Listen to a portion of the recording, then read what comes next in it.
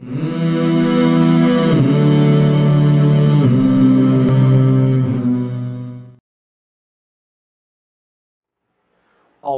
मिनश्शैतानिर्रजीम बिस्मिल्लाहिर्रहमानिर्रहीम अल्हम्दुलिल्लाहि रब्बिल आलमीन अस्सलातु वस्सलामु अला अशरफिल अंबिया वल मुरसलीन सय्यदिना व मौलाना अबिल क़ासिमिल मुस्तफ़ा मुहम्मद व अला अहले बैतिही अत्तय्यबीन अत्ताहिरीन अल मासूमीन अल मज़लूमीन व लअनतुल्लाहि अला अअदाइहिम अजमईन मिन यौमिना हाज़ा इला क़ियाम यौमिद्दीन अम्मा बअद क़ाल रसूलुल्लाह सल्लल्लाहु अलैहि व आलिहि वसल्लम सतुदफनु बज़अतुम मिन्नी बिअर्ज़ खुरासान व मा ज़ारहा मकरूबुन इल्ला नफ़्फ़सल्लाहु कुर्बता वला मुज़निबुन इल्ला गफ़रल्लाहु ज़ुनूबा। नाज़रीन मोहतरम, आज की यह हमारी क्लास मख़सूस है इमाम अली रज़ा अलैहिस्सलातु वस्सलाम की ज़ियारत के क्या क्या फ़ायदे हैं और ज़ाहिर इमाम अली रज़ा अलैहिस्सलातु वस्सलाम को अल्लाह किन किन हदियों से, किन किन नेमतों से और कितना कितना सवाब ज़ाहिर को इनायत करता है। इसीलिए मैंने आप हज़रात की खिदमत में पैगम्बर अकरम की एक हदीस नक़ल की है। उसमें आप इरशाद फरमाते हैं सतुदफनो बज़अतुम मिन्नी बिअर्ज़ खुरासान, खुरासान की सरज़मीन पर मेरा एक टुकड़ा दफन किया जाएगा। ये बज़अतुम मिन्नी का लफ्ज़ रसूलुल्लाह ने अपनी बेटी जनाब ज़हरा सलामुल्लाहि अलैहा के लिए भी फरमाया है और अभी यही जुमला 8वें इमाम के लिए फरमाया। और इस हदीस में दो फ़ायदे नक़ल फरमाए। मा ज़ारहा मकरूबुन इल्ला नफ़्फ़सल्लाहु कुर्बता, यानी कोई भी इंसान, कोई भी परेशान हाल, कोई भी मुसीबत ज़दा, कोई भी किसी मुसीबत में मुब्तला इंसान जब भी मेरे इस बेटे की ज़ियारत करेगा तो अल्लाह इस ज़ियारत के सदक़े में उसकी तमाम परेशानियों को हल करेगा और उसकी तमाम मुसीबतों को दूर करेगा। इमाम ने, रसूल इस्लाम ने जो लफ्ज़ इस्तेमाल किया माज़ारा मकरूबुन, परेशान ज़ियारत नहीं करेगा मगर ये कि उसकी सारी परेशानियां दूर कर दी जाएंगी। लिहाजा नाज़रीन मोहतरम, अगर आप अपनी ज़िंदगी में किसी भी मुसीबत से परेशान हैं, किसी भी शर से परेशान हैं, किसी भी बीमारी से परेशान हैं, औलाद न होने से परेशान हैं, इसी तरह वो अफराद जो बेटियों के रिश्तों के लिए परेशान हैं, वो मकरूज़ जिन पर कर्ज़ ज़्यादा है अपने कर्ज़ से परेशान हैं, तो रसूल ने एक लफ्ज़ कह दिया जिसकी जो परेशानी होगी और वो मेरे इस बेटे की ज़ियारत करेगा तो अल्लाह उसकी सारी परेशानियां दूर करेगा। ये एक फ़ायदा है, यानी दुनिया में आपकी सारी परेशानियां दूर होंगी ज़ियारत इमाम अली रज़ा अलैहिस्सलातु वस्सलाम से, और वहाँ की परेशानियां, आखिरत की परेशानियां, महशर की परेशानियां भी आपकी दूर होंगी। क्यों? इसलिए कि नबी ने फरमाया वला मुज़निबुन इल्ला गफ़रल्लाहु ज़ुनूबा, और जब कोई इंसान मेरे इस बेटे की ज़ियारत करेगा तो अल्लाह उसके तमाम गुनाहों को माफ़ करेगा। महशर में, कब्र में जो परेशानियां होंगी वो इस वजह से होंगी दुनिया में मैंने गुनाह अंजाम दिए हैं और मेरे गुनाहों की सज़ा मुझे महशर में मिलेगी, मुझे आलम आखिरत में मिलेगी। लेकिन इस ज़ियारत का फ़ायदा यह है कि ये परेशानियों को दूर करने के साथ साथ नबी ने फरमाया कि सारे गुनाहों को भी बख्श दिया जाता है और ऐसा हो जाता है जैसे माँ के पेट से अभी पैदा हुआ है। तो लिहाजा ज़ियारत के दो फ़ायदे हैं।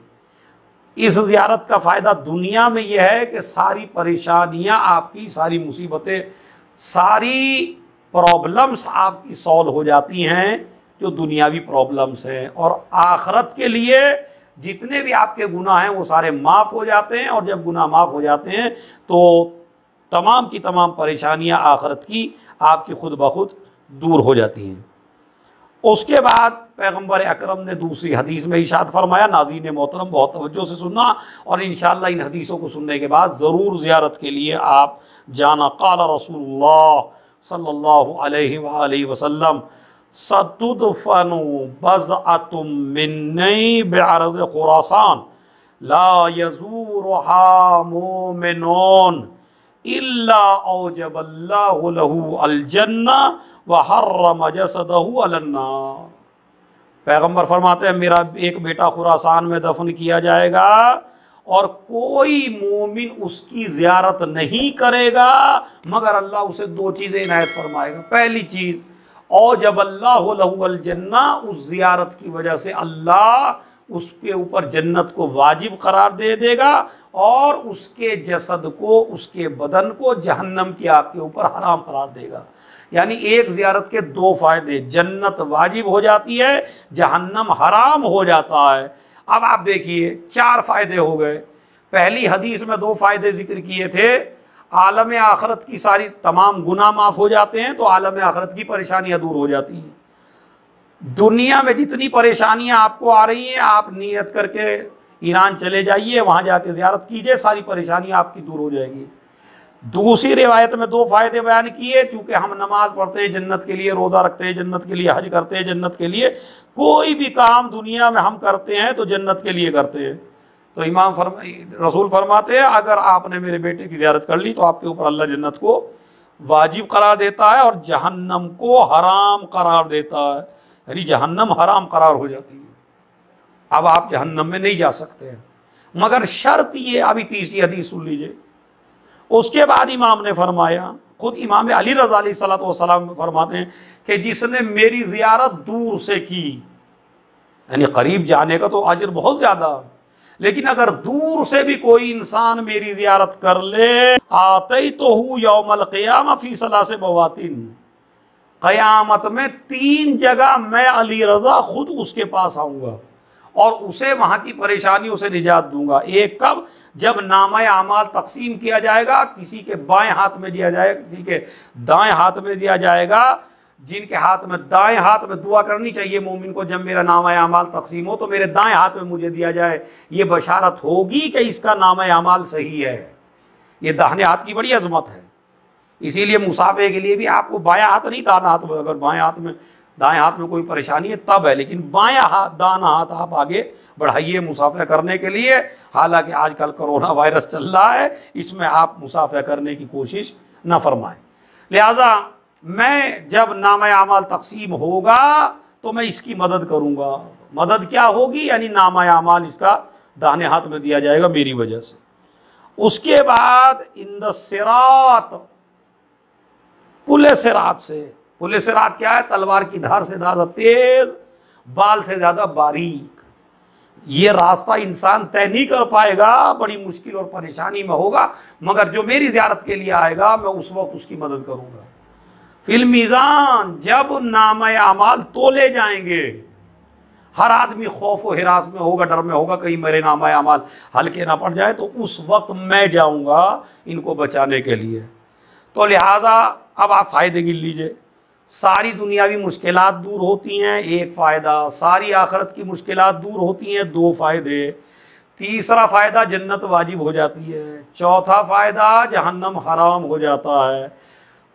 3 बातें, 4 बात, और उसके बाद इमाम ने खुद 3 जगह खुद फरमाई, सिरात के वक्त, पुले सिरात के वक्त, और नामा आमाल जब दाहिने और बाएं हाथ में दिया जाएगा उस वक्त, और जब नामा आमाल तोले जाएंगे तो उस वक्त मैं इन तीनों जगह पे आपकी मदद करूंगा। और एक जगह रिवायत में मौजूद है, वो भी सुन लीजिए, बड़ा अजीब व गरीब रिवायत का लफ्ज़ है। ख़ुद इमाम अली रज़ा अलैहिस्सलातु वस्सलाम ने इरशाद फरमाया, मैं कुछ 2 जुमले बस पढ़ना चाहता हूँ आपकी खिदमत में।